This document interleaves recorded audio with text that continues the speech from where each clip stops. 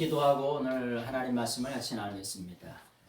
오늘도 좋은 날 주신 하나님께 감사와 찬양과 영광을 돌려드립니다. 아멘. 하나님께서 지혜와 지식의 은사를 허락하시고 또 순발력의 은혜를 허락하여 주셔서 하나님의 말씀을 듣고 읽고 배울 때에 깨닫게 하시고 이 깨달은 생명의 말씀을 전 세계 속에 전하며 증거할 수 있는 저희들의 삶이 될 수 있도록 인도하옵소서. 아멘. 아버지께서 함께 하심을 믿사옵고 존귀하신 예수 그리스도의 이름으로 감사하며 간절히 기도드리옵나이다. 아멘. 아멘.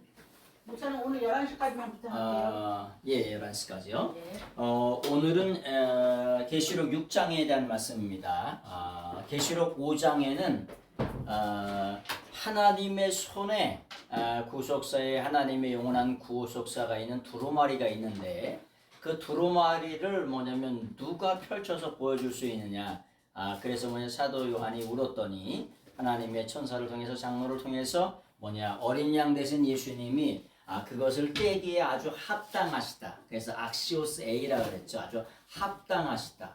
그래서 그 인을 떼는 장면이 오늘 계시록 6장에 있는 말씀입니다. 그런 6장에 있는 말씀을 오늘 같이 보겠습니다. 6장 1절에 있는 말씀을 보겠어요. 1절서부터 쭉 한번 5절, 6절까지만 보겠습니다. 6절까지. 내가 봄에 어린 양이 7인 중에 하나를 떼시는데 그때 내가 들으니 네 생물 중에 하나가 우레소리같이 말하되 오라 하기로 이에 내가 보니 흰 말이 있는데 그 탄자가 활을 가졌고 멸관을 갖고 나아가서 이기고 또 이기려고 하더라. 둘째 인을 떼실 때에 내가 들으니 둘째 생물이 말하되 오라 하니 이에 다른 붉은 말이 나오더라. 그 탄자가 활약을 받아 땅에서 화평을 제하여 버리며 서로 죽이게 하고 또 큰 칼을 받았더라. 셋째 인을 떼실 때에 내가 들으니 셋째 생물이 말하되 오라 하기로 내가 보니 검은 말이 나오는데 그 탄자가 손에 저울을 가졌더라. 내가 내 생물 사이로부터 나는 듯한 음성을 들으니 이르되 한 데나리온의 밀 한 대요 한 데나리온의 벌이 속대로다. 또 감람류와 포도주는 해치지 말라 하더라. 아멘. 7인을 떼는데 첫째 인에 대한 말씀을 좀 드리겠습니다. 내가 봄에라고 하는 말씀을 가끔 말씀을 드렸어요. 그래서 본다는 말은 뭐냐면 에이돈이라고 하는 말씀을 드렸죠. 근데 이 에이돈이라고 하는 말의 어근은 영의 눈이 열려서 본다는 호라우라고 하는 말이에요. 이게 영의 눈. 일반적으로 그냥 보는 건 블레포라고 이렇게 얘기합니다. 블레포라고. 일반적으로 눈에 대해서 보는 거는. 그래서 우리가 가지고 있는 UBS 사본에는 많은 경우에 이 호라우가 그렇게 많이 썼어요. 내가 보인다는 것. 근데 물론 텍스투스 리셉투스에는 블레포라고 하는 본다는 육의 눈으로 본다는 말도 나와요. 그러나 일반적으로 우리가 갖고 있는 지금 본다는 말은 영의 눈이 열려서 본다는 거예요. 호라우. 그래서 이게 호라우가 어근이고 또 이드가 어근이라고 두 개가 어근이라고 그랬죠. 그래서 무조건 본다 말씀을 드렸어요. 그래서 영의 눈이 열려서 보게 된다는 거예요. 그래서 그런 말씀을 드리고 어린 양께서 7 봉인들부터 하나를 떼셨을 때 첫째 인을 떼셨을 때에 그리고 그때 내가 들었다는 거예요. 그래서 주님의 종이라든지 성도님들은 보고 들을 수 있어야 될 줄로 믿습니다. 하나님의 영광을 볼 수 있는 눈이 있어야 되고 그 다음에 하나님의 말씀을 들을 수 있는 귀가 있으셔야 돼요. 그래서 수많은 믿음의 선진들이 아주 세미한 음성 가운데 하나님이 말씀하시는 음성을 우리가 들을 수 있는 그런 눈과 귀가 열려지시는 여러분 되시길 바랍니다. 아멘. 그래서 눈과 귀가 열려져서 봤다는 거야. 봤는데 어떻게 하냐? 에쿠사토예요. 무조건 봤다고요. 제1과거, 제2과거는 무조건 단호하게 보여주셨어요. 그걸 과거, 부정과거라고 하죠. 그때 끝났어. 과거라고 하는 말은 하나님이 창조하셨다. 끝난 거예요, 그냥. 그래서 그때 2000년 전에 반모섬에서 하나님이 그걸 보여주셔서 그걸 봤다는 거죠. 여러분, 그런 말씀을 가끔 한번 드리고 넘어갈까 합니다. 계시록 1장 19절의 말씀을 한번 보세요. 계시록 1장 19절. 이건 중요한 말씀이라 다시 한번 짚고 넘어가겠습니다. 계시록 1장 19절 같이 한번 읽어보겠습니다. 시작. 그러므로 내가 본 것과 지금 있는 일과 장차 될 일을 기록하라. 성경에는 우리가 많은 사람들이 할 때 저자가 누구냐, 기록자가 누구냐라고 하는 질문을 많이 해요. 신학의 주석도 그렇고요. 이게 엄청나게 많이 하는데 거의 99%, 95% 이상이 다 일반적으로 뭐냐, 요한계시록의 저자가 누구냐고 얘기하면 사도 요한이라고 이렇게 얘기합니다. 거의 한 90% 정도. 그런데 사도 요한은 뭐냐, 기록자입니다. 라이터예요. 요걸 꼭 기억하셔야 돼요. 성경에는 40명의 기록자가 있지요. 기록자가 있어요. 기록자가 있다는 게 뭐냐, 여러분, 기록하다는 게 뭐냐, 그라포라고 하는 동사가 있어요. 그라포, 기록하다. 그 기록하다가 명사가 되면 뭐가 될까요? 기록하다가 명사가 되면 뭐가 되냐, 그라페가 돼요. 그라페라고 하는 것을 뭐라 그러냐, 글에 기록했을 때 이렇게 글, 이걸 그라페라고 하는 말을 구약으로 말하면 구약 성경을 그라페라고 말합니다. 글, 기록하는 게 명사가 되면 글이 돼요. 근데 뭐라고 말씀하세요? 하나님께서, 예수님께서는 너희는 무조건 기록하라. 이 말씀이 사도 요한에게서 나온 게 아니고 성부, 성자, 성령님께서 무조건 기록하라 그래서 성경을 기록하게 된 거예요. 그래서 성경은 기록하라라고 하는 게 바글바글 합니다. 그래서 성경의 기록자는 누구냐? 그 40명. 그리고 진짜 오더 뭐냐면 진짜 저자는 누구시냐? 성부, 성자, 성령님이시라는 거예요. 누가 기록하라고 명령하시는 거예요? 지금 성부, 성자, 성령님께서 기록하라고 명령하시는 거예요. 만약에 40명의 라이터들이, 기록자들이 다 진짜 저자라고 하면 여기 저자가 나와야 되죠. 성경의 뒤에가, 맨 뒤에 저자라고 다 나와야 돼, 안 나와야 돼요? 나와야 돼요. 근데 나오는 책이 있어요, 없어요? 하나도 없어요. 그래서 누가 어떤 강의를 하더라도 이게 그래서 뭐라고 말씀하세요? 여기에 말씀해 보니까 뭐냐면 그랍손이라고 써 있어요. 그랍손이라고. 이 그랍손이라고 하는 말이 무슨 말이냐? 이 그랍손이라고 하는 말을 분해하면은 뭐냐? 이게 제1과거예요. 능동명령이에요. 능동명령. 명령이라고 하는 게 뭐뭐 하라, 기록하라는 명령이죠. 아주 적극적으로 능동적으로 명령하라는 거예요. 제1과거 뭐냐면 단호한 명령이에요. 무조건적인 명령이라고. 너는 무조건 내가 본 거, 들은 것을 들은 만큼, 본 만큼, 아주 호스, 들은 만큼, 보여준 만큼 무조건 기록하라는 거예요. 그래서 뭐냐, 사도 요한이 기록자인 게 라이터라고, 오서가 아니라. 그걸 정확하게 기록하셔야 돼요. 강의를 다 들어보세요. 다 들어보면 전부 다 거의 한 90% 이상은 이게 저자라고 얘기하지. 저자가 아니라 하나님이 뭘 기뻐하시냐? 이 성경은 하나님의 감동으로 되어졌다 그랬잖아요. 데오 푸니스토스. 하나님이 데오스 플러스 푸네오예요. 하나님이 호흡을 이렇게 불어넣으시기에 하나님께서 우리에게 생명을 불어넣으셨어요. 말씀을 불어넣으셔서 말씀의 영감을 불어넣으셔서 써진 책이, 기록되어진 책이 뭐냐? 성경이라고 하는 거예요. 그걸 꼭 기억하세요. 그래서 이 그랍손이라고 하는 말이 계시록 14장 13절에도 나오죠. 그리고 계시록 19장 9절에도 나와요. 그리고 계시록 21장 5절에도 나옵니다. 그래서 기록하라 하는 게 바글바글 하다는 거예요. 그래서 뭐냐, 우리는 여기 나와 있는 사람들은 기록자지, 사도 요한은 기록자지 저자가 절대 아니라고 하는 걸, 이거를 꼭 짚고 넘어가셔야 돼요. 누가 뭐라고 하더라도 기록자가 40명이고 저자는 성부, 성자, 성령님께 권위가 있다라는 거예요. 그걸 꼭 기억하시고 오늘 말씀을 다시 한번 보겠습니다. 그래서 뭐냐, 첫째 인을 떼실 때에 내가 들으니 내 생물 중에 하나가 아주 우레소리와 같이 말하되 오라 하기로. 우리가 오라 한다는 것을 뭐라고 하냐? 에르코마이라고 하는 동사가 있어요. 이게 오라. 요거를 오라라고 하는 말은 영어로 말하면 come이에요. come. come이라고 하는 말이고요. 또 오라. 또 다른 말로 말하면 appear라고 하는 말이 있어.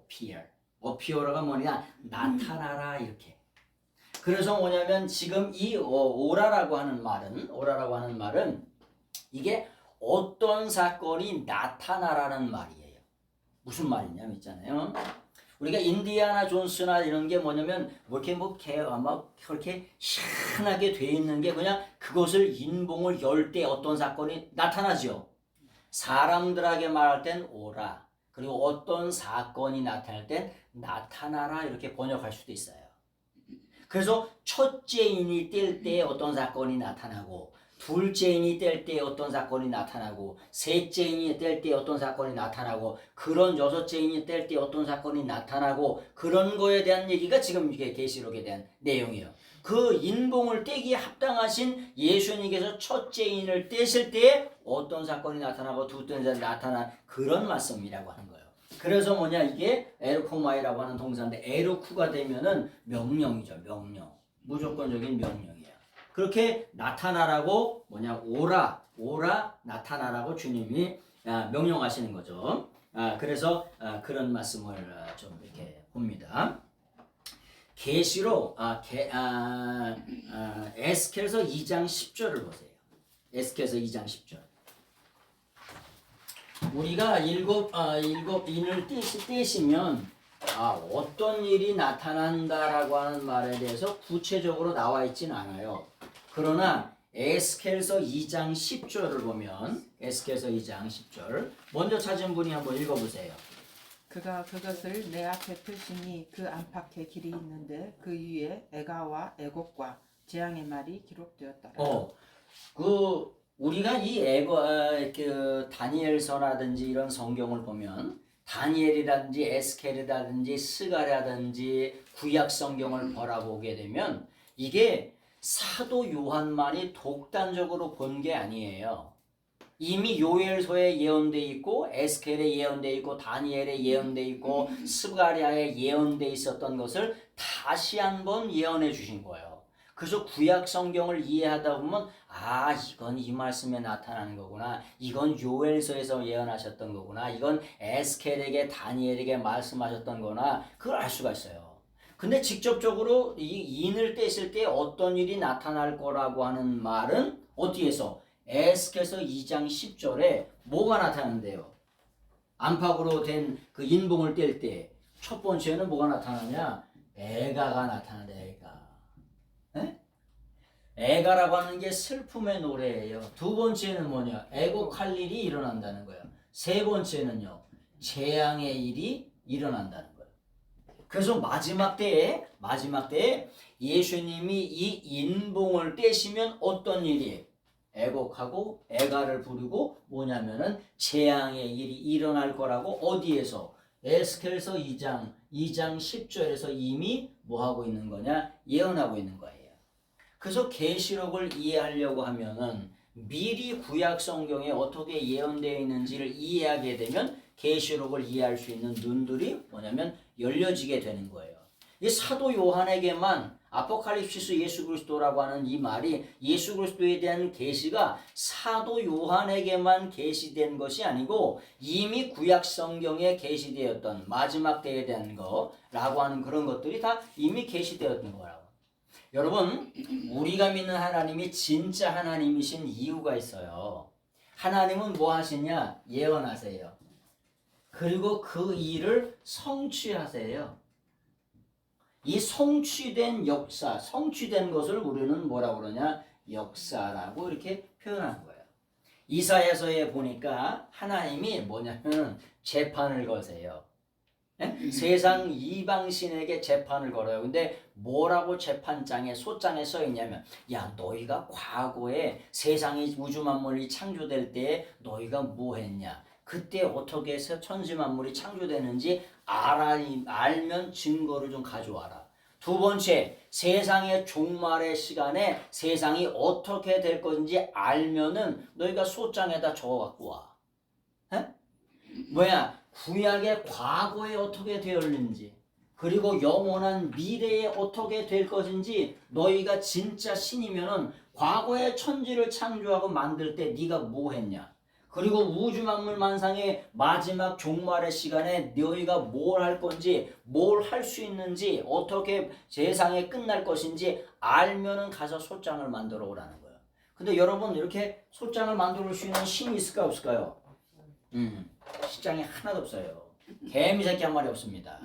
그래서 세상의 모든 종교는 나분행이라고 얘기하는 거예요. 에?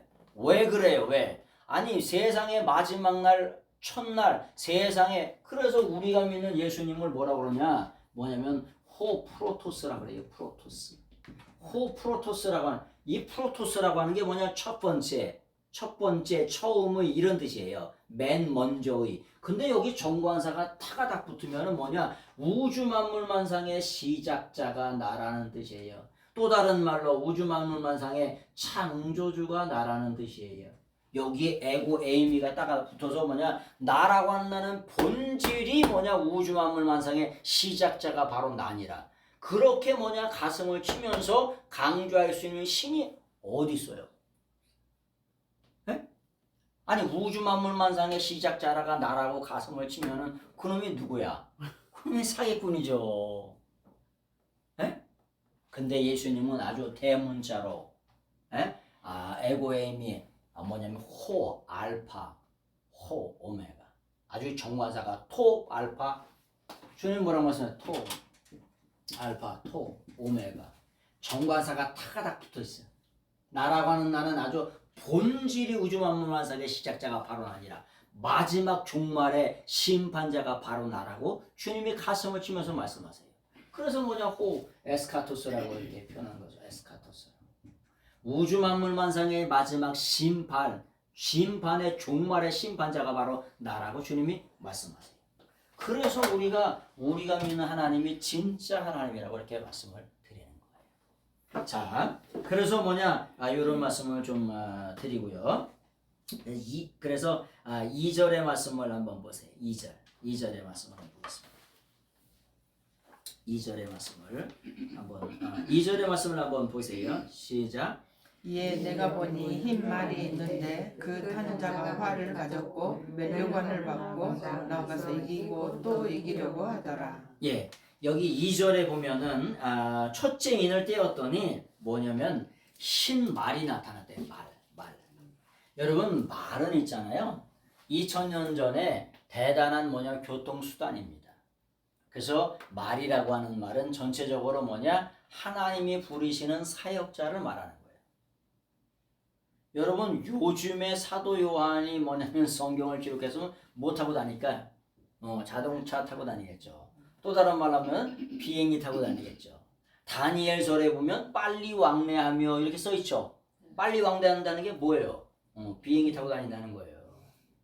빨리 왕래. 아프리카도 뭐 이틀이면 가잖아요. 그죠? 키르기스탄도 8시간, 7시간 가고 네팔은 뭐 8시간이면 가고 저기 터키나 이스라엘은 뭐 10몇 시간이면 가고 이렇게 빨리 왕래한다는 거잖아요. 그래서 이 말탄자라고 하는 뭘 탔다 말이라고 하는 것은 뭐냐 하나님이 부르시는 사역자를 전체적으로 말해요. 근데 하여튼 첫 번째 근데 신말은 누구냐라고 하는 그런 말에 대한 말씀을 좀 드리죠. 신말은 누구냐? 여러분 신말이 누구냐에 대한 논쟁이 굉장히 많습니다. 네? 신말이 뭐냐? 신만탄자가 뭐냐 적그리스도냐 아니면 예수님이냐 아니면은 뭐 복음을 전하는 성도냐 이렇게 굉장히 논쟁거리가 굉장히 많은 부분이 신말탄자가 누구냐라고 하는 거예요.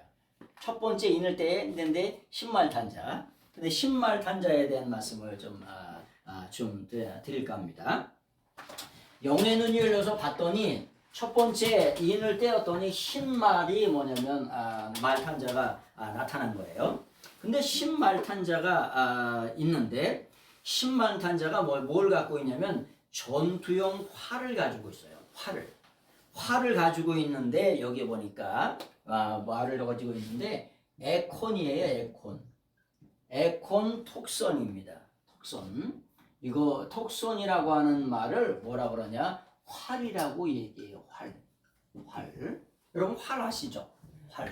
활을 뭐라 그러냐면은 영어로 뭐냐면 bow라고 얘기합니다. 물론 이 bow라고 하는 말이 동사로 쓸 땐 attention, bow라고 이렇게 발음을 하죠. 근데 bow라고 하면은 이게 활이라고 하는 뜻이에요. 활. 이 활이라고 하는 뜻인데 활을 가지고 계신데 달인이시래.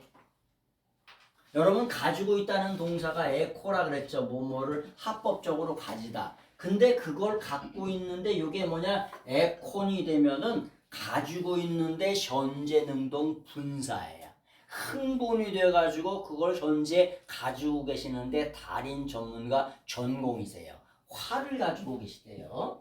여러분 활을 가지고 있다는 거요. 한번 기억하시는데 창세기 9장 14절을 한번 보세요. 창세기 9장 14절. 창세기 9장 14절. 먼저 찾으신 분이 한번 읽어보세요. 창세기 9장 14절. 내가 구름으로 땅을 덮을 때에 무지개가 구름 속에 나타나면. 예. 우리 개역 성경에는 무지개가 나타난다 이렇게 표현해 있죠. 그런데 원래 원 성경에는 뭐라고 하느냐? 캐셰트라고 써 있어요. 이렇게 캐셰트라고. 요 캐셰트라고 하는 말이 요거를 이렇게 쓰고 요거를 캐셰트라고 읽어요. 요 캐셰트라고 하는 말이 무슨 말이냐? 보우라고 하는 말이에요. 활이라고 하는 말이에요. 이걸 다시 해석하면 이런 뜻이 되는 거예요. 하나님께서 노아의 홍수를 통해서 전 우주적인 이 지구적인 격변을 통해서 다 쓸어버리셨잖아요. 그래서 하나님께서 뭐라고 말씀하신 거냐? 내가 이제는 다시는 심판의 활을 인류에게 거두지, 물로서는 심판의 활을 거두지 않겠다. 그런 말이에요. 심판에게 이걸 활이라고 말하는 거예요. 요 활이라고 하는 말을 70인역에서는 톡손으로 가져간 거예요. 그래서 70인역 성경에도 톡손이라고 돼 있어요. 톡손이라고. 70인역 성경에. 그 다음에 이 톡손이라고 하는 성경을 킹 제임스 버전에서도 뭐라고 하냐? 보라고 써 있어요. 킹 제임스 버전에도 레인보우라고 써 있는 게 아니고 무지개라고 써 있는 게 아니고 톡손이라고 써 있어요. 그 다음에 라틴어 성경에는 아르쿠스라고 써 있어요. 아르쿠스가 활이라고 하는 말이에요. 그래서 정확하게 번역을 한 거예요.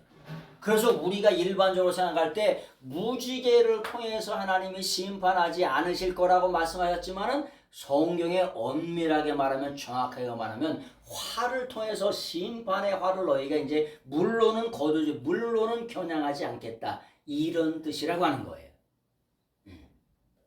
우리가 가지고 있는 성경은 NIV라든지 이런 걸 통해서 번역을 했잖아요. 그래서 무지개라고 말씀드렸죠. 계시록에도 뭐냐면은 무지개에 대한 얘기가 나오죠. 우리나라 성경에는. 그러나 그게 뭐라고 그랬죠? 그게 아이리스라고 하는 게 예수님 앞에 예수님 뒤에 무지개가 있는 게 아니라 후광이 이렇게 가득 차 있다고.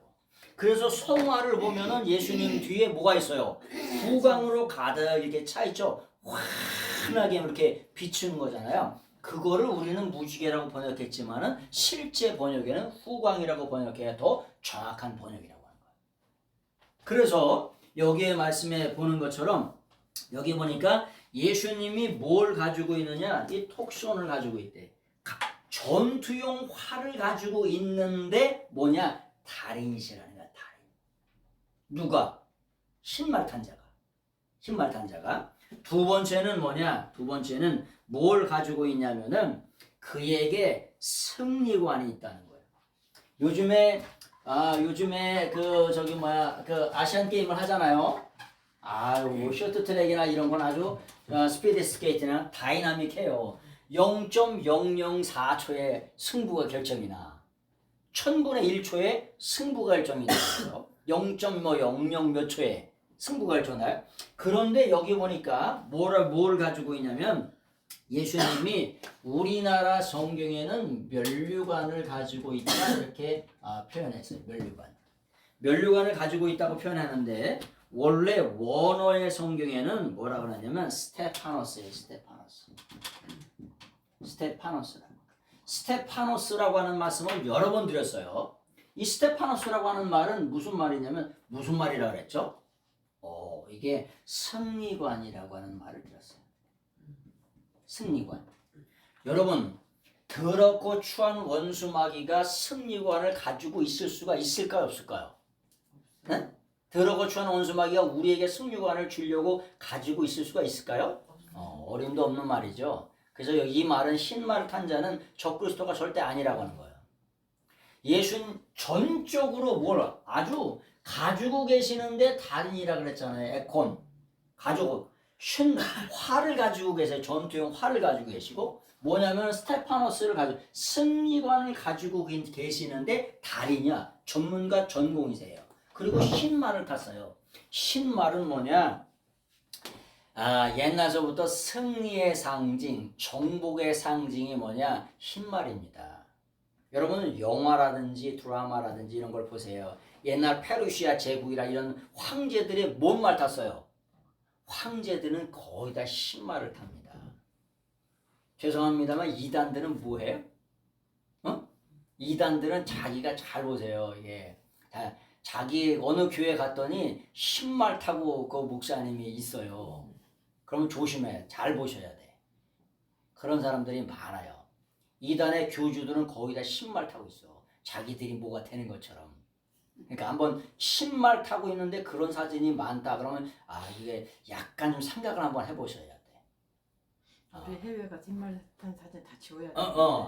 그렇다는 게 아니라 그런 말은 아니고 흰말 타면서 그런 사진이 자기 곳곳에 이렇게 있다든지 한번 찍을 수 있죠. 당연히 찍을 수 있는데 그걸 부각시킨다든지 이러면은 한번 생각해 보셔야 돼. 그래서 하여튼간 여기 승리관을 가지고 계신데 달인이에요. 누가? 이 정복의 예수 그리스도. 흰말이라고 하는 말이 페르시아 때부터 이미 오래전서부터 뭐냐 흰말은 정복자가 타는 거예요. 그 왕이 타는 거예요. 임금이 타는 거고. 그래서 전쟁에서 이기고 돌아오는 임금이 흰말을 꼭 탑니다. 군왕이 흰말을 타게 돼 있어요. 그래서 흰말 탄 자라고 하는 거. 그 다음에 이 스테파노스라고 하는 말씀은 우리는 면류관이라고 번역했지만은 원래는 뭐냐? 이게 스테파노스라죠.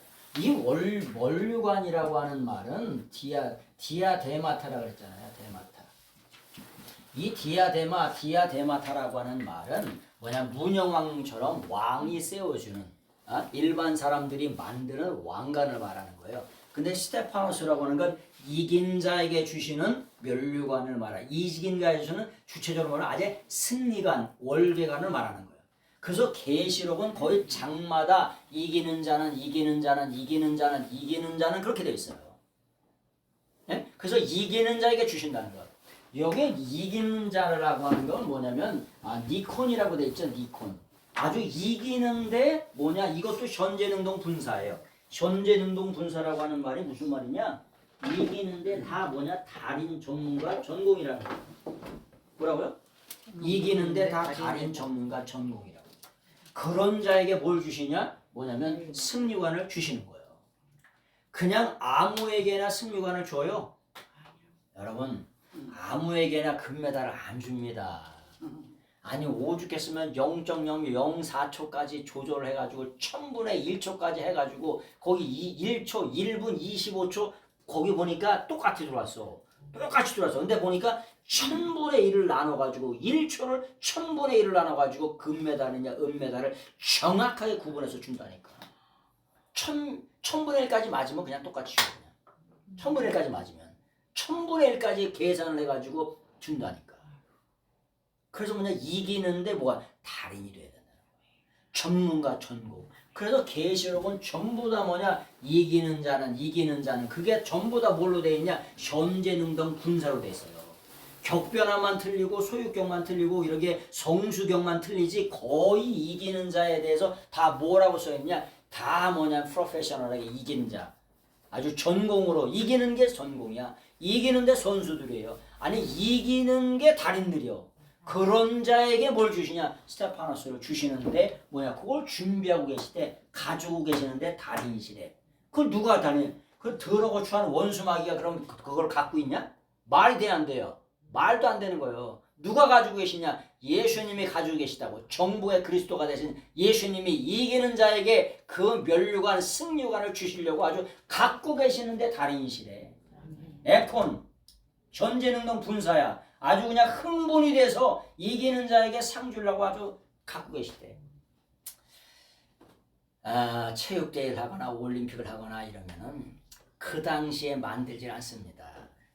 이미 다 만들어 놔요.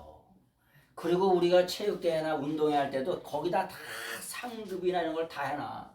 뭐냐, 냉장고도 갖다 놓고 텔레비전도 갖다 놓고 뭐냐면 우리들 강화에서 체육대회를 하면 전부 다 갖다 놓다니까.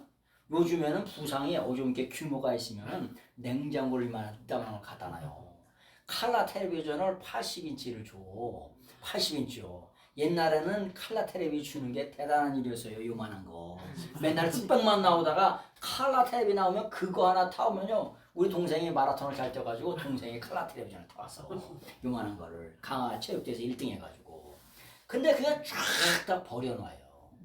그래서 누구 줄까 흥분이 되어서 다 이렇게 준비해 놓는다니까. 면류관을 승류관을 흥분이 되어가지고 준비하고 이미 가지고 계시다는 거예요. 심판의 활을 가지고 계시고 활을 가지고 계시는데 뭐라고요? 달인, 전문가, 전공이라는 거예요. 심판의 활도 가지고 계시고 승리관도 가지고 계시고 그래서 그 상급대로 행한 대로 하나님이 갚아주시기 위해서 준비를 다 하고 계시는데 달인이라는 거예요. 이미 준비가 다 돼 있다는 거예요. 그래서 신말탄자에 대한 말씀입니다. 그래서 불가타라든지 이게 전부 다 뭐냐면 우리나라 성경에는 이게 무지개라고 번역했지만은 원래 캐셔트라고 하는 말이 활이라고 하는 말이죠. 그 다음에 그걸 톡손이라고 말하는 거예요. 그래서 여기에 톡손이라고 하는 말이 계시록에 나오고 그것을 LXX로 70인역으로 번역할 때에도 톡손이라고 번역했고 그걸 라틴어 성경 불가타로만 하면 아르쿠스라고 하는 말로 활로 번역했고 킹 제임스 버전에서 그렇게 정확하게 번역을 한 거예요. 그래서 그런 말씀을 좀 드리는 거죠. 자, 3절 말씀을 보겠습니다. 3절의 말씀을 한번 보세요. 그리고 한 가지만 좀 더 말씀드릴게요. 여러분, 우리가 선물 이렇게 하고 있는데 2절에 보면은 어떤 말씀이 있냐면은 그가 이기면서 그걸 우리에게 주십니다. 상급과 면류관을 주세요. 근데 면류관을 주시는데 그걸 어떻게 되면 디돔이라고 하는 주는 선물이 있어요. 선물인데 그 디돔이라고 하는 게 이렇게 수여해 주는 거예요. 수여해 준다는 말을 몇 번 설명을 드렸어요. 디돔이라고 하는 동사가 그냥 네가 알아서 이렇게 가져가라는 게 아니라 그 면류관 승리관을 이렇게 수여해 준다라고 하는 걸 꼭 기억하셔야 돼요. 우리가 올림픽이라든지 아시안 게임 할 때 메달이 좋으면 좋을수록 어떻게 돼요? 목에다가 직접 수여하잖아요. 그래서 수여해 주신다는 걸 꼭 기억하셔야 돼요. 그래서 그렇게 주시는 분이시라고 하는 것 그렇게 기억하시고 3절의 말씀을 한번 보세요. 3절의 말씀을 한번 보겠습니다. 6장 계시록 6장 3절의 말씀을 한번 보세요. 둘째 인을 떼실 때 내가 들으니 둘째 생물이 말하되 오라 하니. 예, 둘째 생물에 대한 말씀입니다. 여러분 이게 첫째 생물, 둘째 생물, 셋째 생물, 넷째 생물에 대한 얘기가 나오잖아요. 이런 말씀들이 에스겔서라든지 구약에 예언돼 있어요. 첫째 생물에 대한 얘기가. 그래서 첫째 생물은 뭐고, 둘째 생물은 뭐고, 셋째 생물은 뭐고, 넷째 생물은 뭐고, 이런 게 구약의 성경에 다 예언되어 있다는 거예요. 네? 그래서 성경에 보면은 생물이 뭐가 나오죠? 소가 나오기도 하고, 또 뭐가 나오기도 하고, 독수리가 나오기도 하고, 사람이 나오기도 하고, 또 뭐가 나오기도 해요? 네? 사자가 나오기도 하고. 네. 그래서 첫째 생물은 일반적으로 사자를 말하는 거고, 둘째 생물을 말할 땐 젊은 수소를 말하는 거예요. 셋째 생물은 사람과 같기도 하고 넷째 생물은 독수리와 같기도 하다. 생물이라고 하는 말을 또 다른 말로 뭐라 그럴까요? 피조물이라고 하는 거죠. 넷째 생물에 대한 말씀. 그래서 에스겔이나 이런 데 보면은 첫째 생물, 둘째 생물, 셋째 생물 이런 게 나오는데 그것이 뭐냐? 사자와 같기도 하고 뭐뭐처럼 이렇게 뭐뭐 같다 이렇게 비슷하게 그렇게 표현됐죠. 그런 것을 좀 이해하시면 돼요. 그래서 둘째 생물이 나갈 때 어떤 일이 벌어지냐면은 4절의 말씀이 한번 보겠습니다. 4절의 말씀이 벌어지는 거예요. 한번 읽어보세요. 시작. 이에 다른 붉은 말이 나오더라. 그 탄자가 허락을 받아 땅에서 화평을 제하여 버리며 서로 죽이게 하고 큰 칼을 받았더라. 여러분 이렇게 우리가 붉은 다른 말이라고 하는 말을 우리가 히포스라고 하는 말씀을 드렸죠. 히포스. 이 히포스라고 하는 말을 하나님이 부르시는 사역자라고 하는 말이라고 하는 걸 이런 걸 좀 이해하셔야 돼요. 말이라고 하면 교통수단이잖아요. 교통수단인데 무슨 말이냐? 하나님이 부르시는 사역자를 말하는 거라고. 근데 둘째 생물이 나왔더니 4절의 말씀에 보니까 어떤 일이 벌어졌냐? 붉은 말이 나오더라. 그 탄자가 허락을 받아서 땅에서 뭘 제한다? 화평을 제하여 버린다는 거예요. 여러분 화평이라고 하는 말을 우리가 뭐라고 표현하냐면 샬롬이라고 이렇게 표현합니다. 샬롬이라고. 이 샬롬이라고 하는 말은 무슨 말이냐? 영혼의 평화를 말하는 거예요. 네? 그러니까 둘째 인을 뗄 때에 영혼의 평화를 취하여 버린다는 거예요. 요거를 뭐라 그러냐? 헬라어로는 에이레네라고 하는 표현을 쓰죠. 에이레네. 여러분 우리가 이게 전쟁하는 평화를 말하는 게 아닙니다. 우리가 피스라고 하는 말은 전쟁하다 쉬는 평화를 말하는 거잖아요. 근데 하나님이 명하시는 말씀하시는 평화라고 하면 샬롬이라고 하는 말, 에이레네라고 하는 말은 전쟁하다 쉬는 평안이 아니라 영혼의 평안이라고 하는 거예요. 그래서 둘째 인이 떨어질 때 어떤 일이 벌어지냐?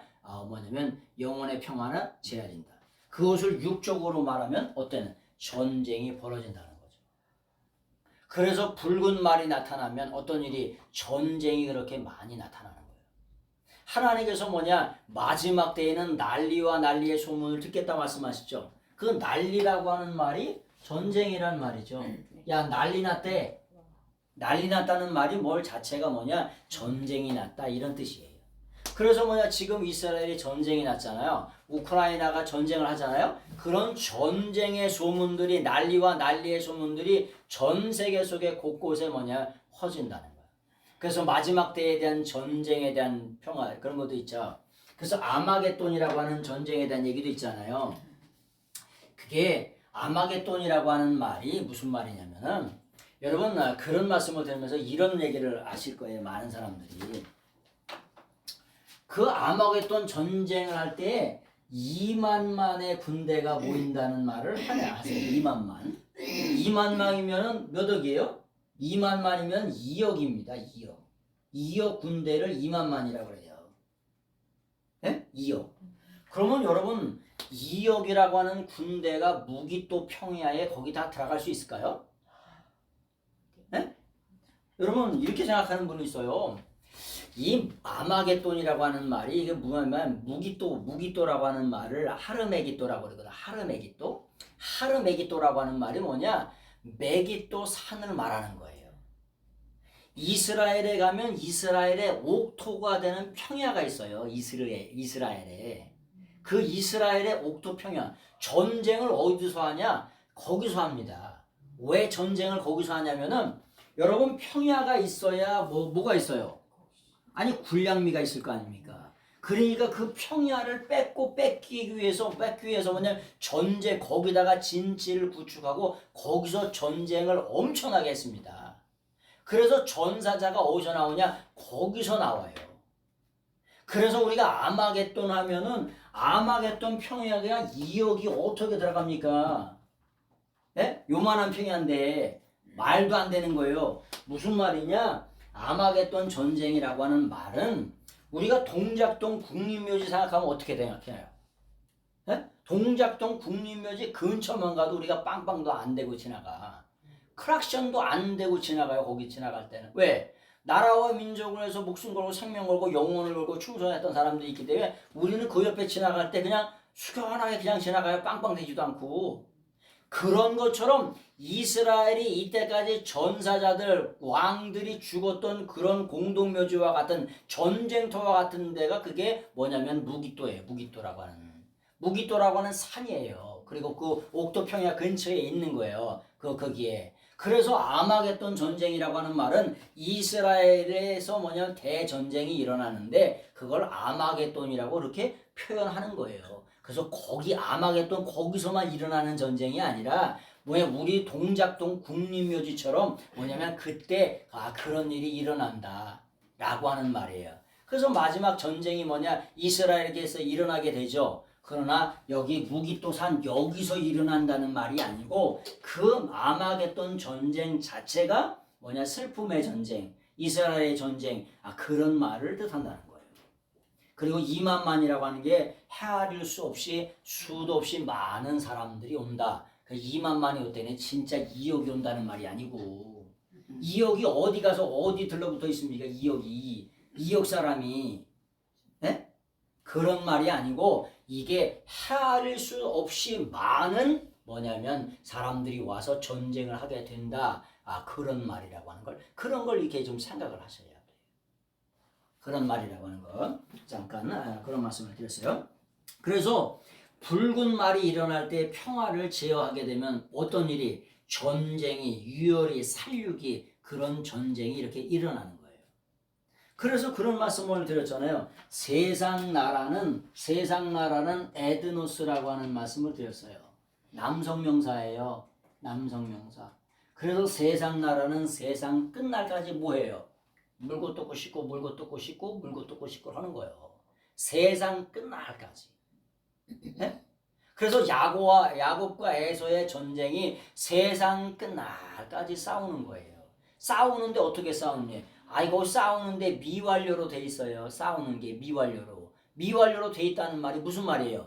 세상 끝날까지 싸운다는 거예요. 여러분 구약 성경은 그런 말씀을 가끔 드렸잖아요. 구약 성경은 옛날에 끝났다는 얘기가 있어요. 그런 게 아닙니다. 구약 성경은 있잖아요. 구약 성경은 뭐라고 돼 있냐면은 시상으로 돼 있어요. 시상이라고 하는 말이 시상이라는 말이 아니라 뭐냐면은 이 세상에 돌아가는 것이 상태로 되어 있다고. 그래서 뭐냐 이 상태가 어떤 동사의 상태가 완료냐 또 다른 말로 미완료냐로 이렇게 돼 있어요. 에스펙트가 구약 성경의 동사가요. 그래가지고 그 일이 끝났냐 안 끝났냐로 됐다니까. 근데 야곱과 에서가 싸운다는 게 미완료로 돼 있어요.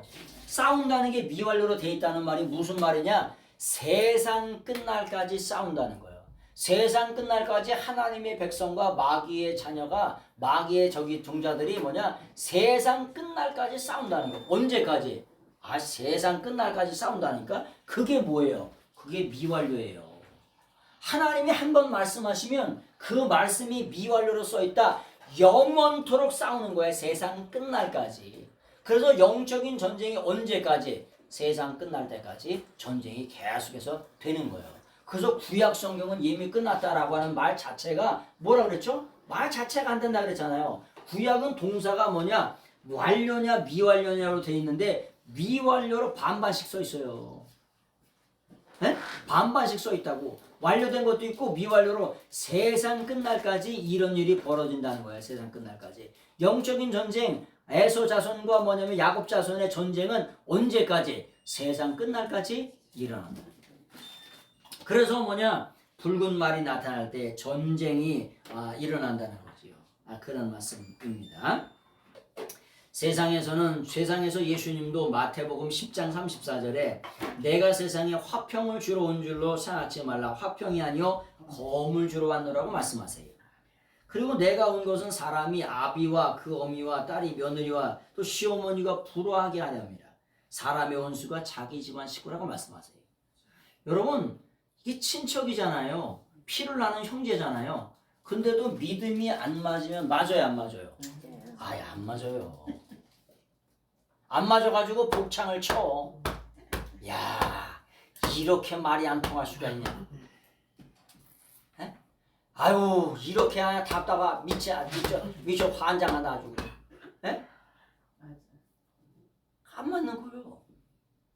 그래서 둘째 인이 떼질 때 붉은 말이 나타나서 평화를 제어해 간다. 영혼의 평화도 제어하고 뭐냐 세상의 것도 평화를 제어한. 그러니까 전쟁이 나는 거예요.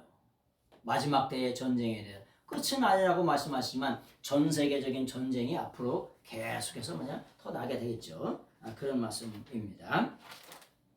그 다음에 6장 5절에 대한 말씀을 드리겠습니다. 6장 5절 같이 한번 보겠습니다. 시작. 셋째 인을 떼실 때에 내가 들으니 셋째 생물이 말하되 오라 하기로 내가 보니 검은 말이 나오는데 그 탄자가 손에 저울을 가졌더라. 여러분 검은 말은 기근과 굶주림을 상징합니다. 기근과 굶주림. 하나님께서 셋째 사역자를 보내실 때에 셋째 인을 예수님이 셋째 인을 떼실 때에 뭐냐면 검은 말을 보내가지고 기근과 굶주림을 보내신다는 거예요. 여러분 이 말이 무슨 말이냐면 우리 예수 그리스도를 믿는 사람들에게 말하면은 여러분 우리가 하나님을 떠나면은 영혼의 기근이 옵니다. 영혼의 기갈병이 걸려요. 빈공이 옵니다. 여러분 사마리아 여인이 남편이 5이에요. 그래서 그 5 남편이 죄송합니다. 그 5 놈이 내 영혼의 만족을 줄 줄 알았더니 준다는 거야, 못 준다는 거야? 못 준다는 거야. 에? 내 영혼의 평안을 줄 줄 알았더니 그 5이라고 하는 말이 세속 숫자라 그랬잖아요. 꼭 그 남편을 말하는 게 아니라 세상의 물질이 내 남편인 줄 알고 살았더니 그게 내 영혼의 만족을 주지 못한다는 거야. 내 자식이 진짜 내 영혼의 만족을 줄 줄 알았더니 뭐냐 품 안의 자식이 떠났더니 어떻게 된 거야? 다 남남이 된 거야. 거의 그 수준이 된 거야.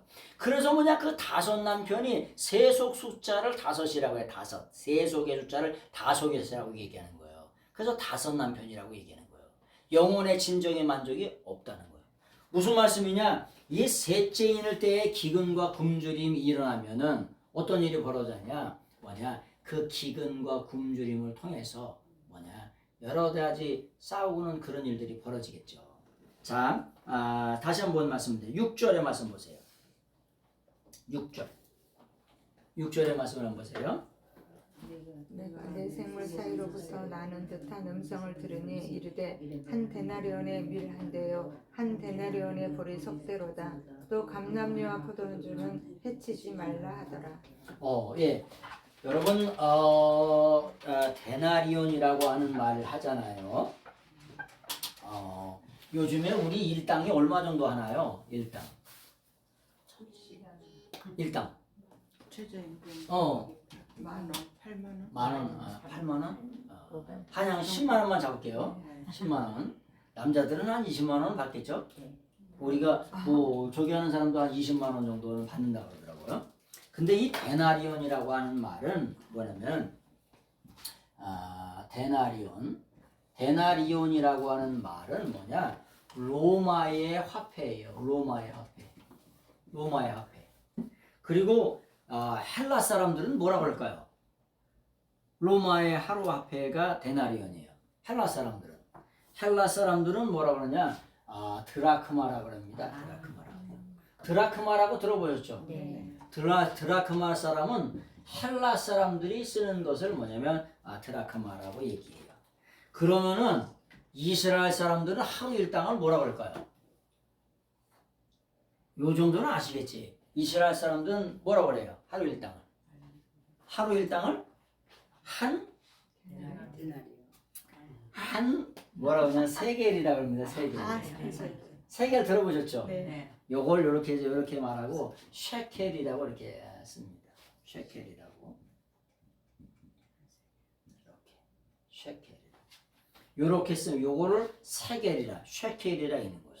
로마는 뭐냐면은 데나리온, 그 다음에 드라크마는 헬라, 그 다음에 뭐냐면 쉐켈은 뭐냐? 한 세겔.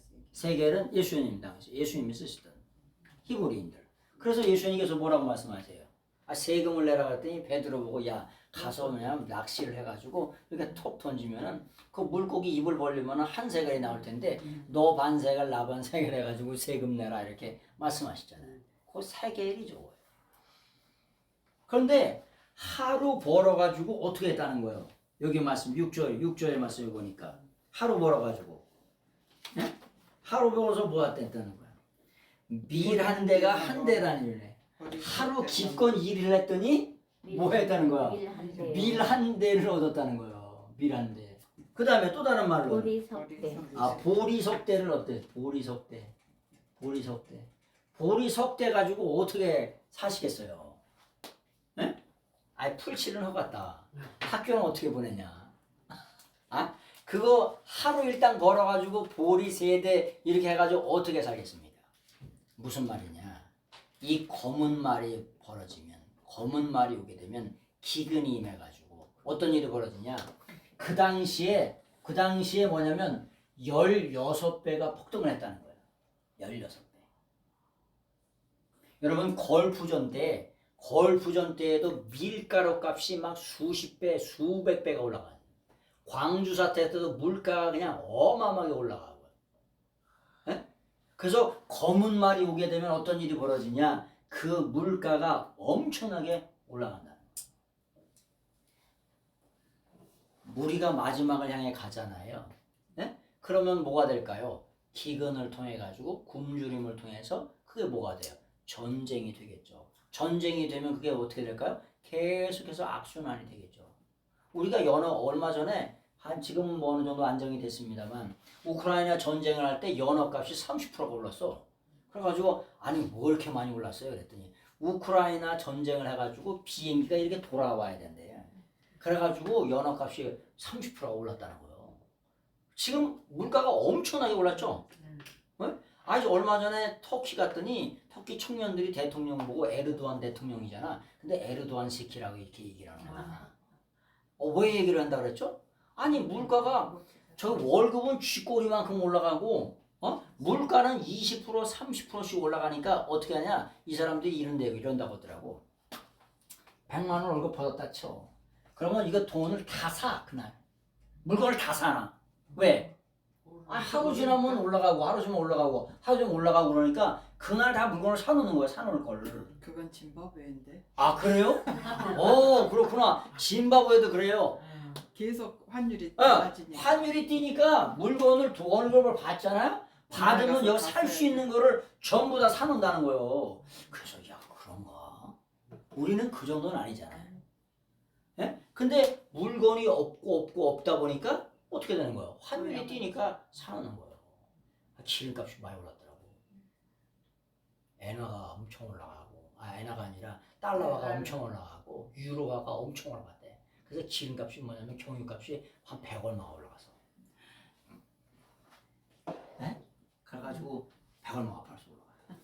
아니야. 하여튼 그래서 뭐냐 셋째 말이 임할 때 뭐가냐 굶주림과 기근이 임하는 거예요. 그래서 뭐냐 여기에 저울 다는 게 나오는 거예요. 저울. 쥐곤이라 그래 지고스라고 하는 저울이 나오는 거예요. 여러분 장사도 있잖아요. 언제 해야 되냐면 쌀 때 많이 주면서 장사해야 돼요. 네? 주는 사람도 넉넉하고 받는 사람도 넉넉하고 그러잖아요. 근데 비싸면은 저울을 딱 따라서 주잖아요. 속이지만. 그렇지. 속이지만 하나 다행이다. 소래 엄청 속여 먹더라고 보니까. 우리도 그때 한번 속았어. 그래서 뭐냐 이게 이 말씀 가운데 셋째 말이 임할 때 뭐냐 어떤 일이 벌어지냐 굶주림과 기근이 임하는 거죠. 이걸 우리가 예수 그리스도를 믿는 사람들에게 말씀을 드리면은 우리가 영적으로 하나님을 떠나면 하나님의 말씀에 대한 기근과 굶주림에 시달리는 거예요. 이런 말씀을. 그러니까 이 말씀을 그냥 굶주림과 시간이 임하는구나 라고 하는 말로만 받아들이는 게 아니라 우리가 죄를 지으면 하나님의 말씀을 떠나면 어떤 일이 영적으로 굶주릴 일이 벌어지는 거예요. 그런 말씀으로 이렇게 이해하시면 됩니다. 그래서 데나리온에 대한 말씀을 좀 드렸어요. 자, 6장 9절 6절 읽어보겠습니다. 내가 내 생물 사이로부터 나는 듯한 음성을 들으니 이르되 한 데나리온의 밀 한 되요 한 데나리온의 보리 속대로다. 또 감람류와 포도주는 해치지 말라 하더라. 아멘. 여러분, 감람류와 포도주는 이스라엘 백성들이 먹는 주식입니다. 주식이요. 주식. 여러분, 이스라엘 먹는 사람들이 주식이라고 하는 말은, 이 말은 무슨 말이냐? 여러분, 그렇게 어려운 시절에도 이스라엘 백성들이 먹는 감람류와 포도주는 제하지 말라라고 하는 말은 무슨 말이냐면은, 여러분, 이렇게 어려운 시절 가운데에도 성도님들이 먹는 생명의 말씀은 금하지 말라, 이런 뜻이에요. 이게 상징이라고 말했잖아요. 네? 이게 이 성경이 요한계시록이 많은 경우가 상징입니다. 물론 이게 서신서죠, 그죠? 요한에게 편지를 써준 거잖아요. 그래서 서신서의 양식도 있어요, 이게가 계시록이. 그러나 상징으로 많이 써 있다고 말씀드렸죠. 근데 포도주와 저기를 금하지 말라, 이건 우리는 지금 그걸 어떻게 받아들여야 되냐? 그러면 예수님이 지금 포도주와 감람류를 금하지 말라, 해치지 말라 그러면 지금 포도주와 감람류 어떻게 농사 짓는 걸 해치지 말라는 거야? 아니면 어떻게 포도 따는 걸 어떻게 하지만, 이런 말이 아니고 이건 이스라엘 사람들의 주식이잖아요. 영적으로 우리가 영적인 유대인이잖아요. 그런 사람들에게 주는 영혼의 양식은 해야지 않게 하신다는 거예요. 그래서 마지막 때라도 이런 기근의 시대에 하더라도 영적인 기근은 우리가 만나지 말아야 된다는 거예요. 영혼의 양식은 해치지 않으신다는 거예요, 하나님께서. 영혼의 꼴은 생명의 말씀을 사모하는 자에게 반드시 주신다는 거예요. 어떠한 시절이라도. 이렇게 기근이 돼가지고 다들 난리를 치더라도 하나님께서 우리에게 영혼의 양식, 생명의 양식을 해야지 말라는 거예요. 거꾸로 반증을 하면은 이런 어려운 시절이라도 생명의 말씀, 영생의 말씀을 꼭 간직해야 된다는 말씀입니다. 그래서 상징 속에서 있는 뭘 알아들을 수 있어야 되냐면, 이게 하나님의 말씀, 이걸 뭐라고 말씀하시는지 그런 걸 들을 수 있는 귀들이 여러분들에게 꼭 있어주시기를 바랍니다. 그래서 성령 받은 내 백성들의 생명의 양식은 건드리지 말라고 말씀하세요. 근데 그 건드리지 말라라고 하는 말을 그게 가정법이에요. 가정법이라고 하는 말이 그 일을 계속해서 말씀하시는 거예요. 여러분, 영어의 가정법은 뭐뭐 한다면 if잖아요. 근데 헬라어의 가정법은 계속해서 건드리지 말라고 말씀하시는 거예요. 계속해서. 그래서 살았다. 그 수많은 사람이 있는데 하나님을 사모하는 살았다 과부의 그런 필요를 하나님이 가서 채워주세요, 안 채워주세요? 채워주세요. 사모하는 영혼의 필요를 반드시 채워주세요. 어떤 때라도. 이렇게 가난하고 굶주렸던 그 검은 말이 오는 때라도 하나님이 하나님을 사모하는 사람들의 필요는 반드시 하신다? 채워주신다. 그래서 그런 말씀입니다. 그래서 그런 말씀을 기억하시면서 첫째인, 둘째인, 셋째인에 대한 말씀을 드렸어요. 그래서 5장에 그 인을 떼기에 합당하신 예수님이 오셔서 인을 떼시는데, 첫째 인을 떼시는 그분은 흰말 탄 자는 정복의 그리스도를 말한다는 거예요. 근데 그분이 심판의 활을 가지고 계시고 다른 한편에는 스테파노스, 승리관을 가지고 계시는데 단인이라고. 흰말이라고 하는 말씀은 그런 말씀을 드렸잖아요.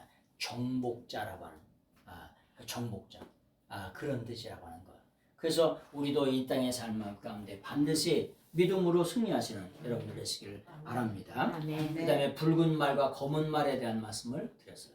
붉은 말이 임하면 이 땅에 평화를 제압해서 전쟁이 일어난다. 그리고 검은 말이 오면은 기근과 굶주림이 있다고 하는 거예요. 그런 속에서도 하나님을 바라보시면서 믿음으로 승리하시는 여러분들의 삶이 되시길 예수님의 부탁을 드리겠습니다. 기도하겠습니다. 오늘도 살아계셔서 우리의 삶을 주관하시고 인도하신 하나님께